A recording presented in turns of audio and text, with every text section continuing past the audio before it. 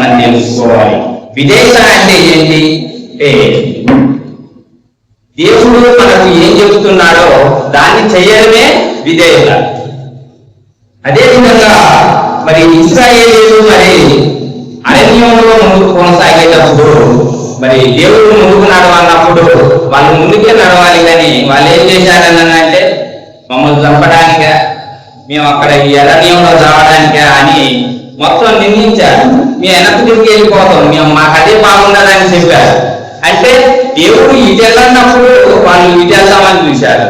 మళ్ళీ తర్వాత మరొకసారి యుద్ధానికి వద్దని చెప్పాడు దేవుడు.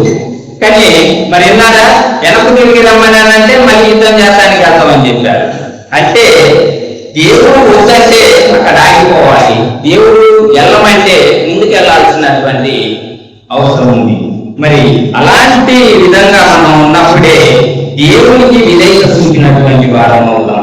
ఆయన వెళ్ళనప్పుడు వెళ్ళడం, ఆగమన్నప్పుడు ఆగినప్పుడే మనం విధేయత చూపినటువంటి వారంగా ఉంటాము. కానీ మన ఇష్టం కాకుండా దేవుని ఇష్టాన్ని నెరవేర్చడమే విధేయత చూపడము.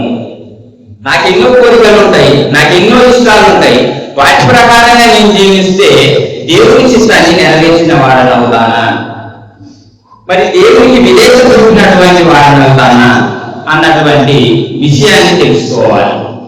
అంటే మరి దేవుని చిత్తానికి తగినట్లుగా మనం జీవించాలని అంటే ఆయనకు విధేయత చూపాల్సినటువంటి అవసరం ఉంది. మరి ఇదే విధంగా